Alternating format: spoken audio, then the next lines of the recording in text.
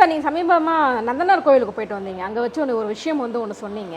எனக்கு அதில் ஒரு சின்ன சந்தேகம் ஒன்று இருக்குது. என்ன அப்படின்னா, சிவன் வந்துட்டு நந்தியை விலக்கி நந்தனாருக்கு காட்சி கொடுத்ததாக ஒரு விஷயம் சொன்னீங்க. ஏன் நந்தனார் நேரடியாகவே கூப்பிட்டு காட்சி கொடுத்துருக்கலாமே, ஏன் இப்படி நந்தியை விலக்கி தான் கொடுக்கணுமா? இந்த கேள்வி எனக்கு இருந்துச்சுங்கம்மா. எப்போ இருந்துச்சுன்னா, நந்தனார் படம் பார்த்தப்பயே தோணுச்சு. அப்போ இந்த அளவுக்கு பக்திலாம் கிடையாது. ஆனால் நானும் இந்த தவறை செஞ்சுருக்கேங்கம்மா.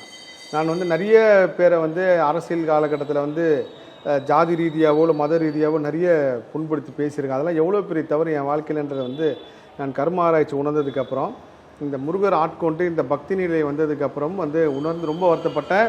நான் கூடுமான வரைக்கும் நிறைய பேர்கிட்ட சொல்லுவேன், இப்படி யாரையும் தாழ்த்தி பார்க்காதீங்க, ரொம்ப தப்பு, இறைவன் எல்லாரையும் சமமாக தான் படைச்சிருக்காருன்ட்டு.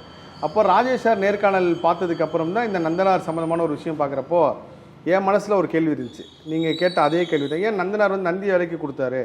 அதுக்கு பதில் நந்தனாரை உயர்ந்த குலத்திலே பிறக்க வச்சிருக்கலாமே, இல்லை வேறு மாதிரி பிறக்க வச்சு உள்ளே கூப்பிட்டு சாமி பார்த்துருக்கலாமே அப்படின்னா, நான் ராஜேஷ் சார்கிட்ட கேட்குறப்போ அவர் ஒரு விஷயம் சொன்னார். இப்போ ராஜேஷ் சார் மறைஞ்சதுனால அது நான் பொதுவெளியில் பதிவு, அவர் உயிரிழந்தால் கூட சொன்னார், சாஸ்னா சொன்னார்னு கூப்பிட்டு காட்டலாம். ஆனால் ராஜேஷ் சார் இல்லாதனால அவர் ஒன்று மட்டும் சொன்னார், இல்லைங்க உங்கள் ஒப்பி இறைவன் எல்லாரையும் சமமாக தான் படைச்சார், இறைவன் எல்லாரையும் ஒரே மாதிரி தான் படைச்சார், நம்ம தான் மனிதர்களுக்குள்ள ஜாதி இனபேதம். அவர் நீங்கள் கமல் கூட நிற்கிறாரு, ராஜேஷ் சார் அடிக்கடிக்கு ஒன்று சொல்லிட்டே இருப்பார், மொழி பேதம் இனபேதம் நம்ம தான் பார்த்துட்டு இருக்கோம், அது ரொம்ப தப்பு, அப்படி நிற வேறுபாடு எல்லாம் பார்க்கக்கூடாது, எல்லாரும் ஒன்றா பார்க்கணும்னு சொல்லிட்டே இருப்பார்.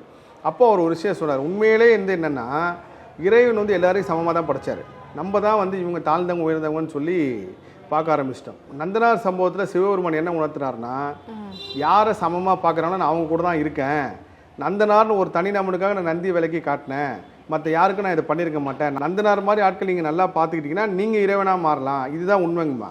இப்போ ஒரு உதயநிதி படத்தில் ஒரு பதில் வரும், எல்லாரும் சமம்னா மயில்சாமி கேட்பாரு, எல்லாரும் சமம்னா யார் தான் ராஜா யார் தான் ராஜான்ல. இதில் பேசிட்டே இருக்கும்போது ஒரு வார்த்தை வரும், அது உண்மையிலே அந்த வசனம் ரொம்ப நான் இப்போ அதை கனெக்ட் பண்ணி பார்க்குறேன். சரி, நம்ம இந்த மாதிரிலாம் தப்பாக இருந்திருக்கு நம்ம வாழ்க்கையில், இதுக்கப்புறம் நம்ம சார்ந்து எல்லாரையும் இந்த மாதிரி மாற்றணும் திருத்தணும் அப்படின்னு சொல்லிட்டு, எல்லாரும் யாரும் சமமாக பார்க்கலாம் அவங்க தான் ராஜா, இதுதான் உண்மை. எல்லாரும் யாரும் சமமாக பார்க்குறாங்களோ அவங்க தான் இறைவன்.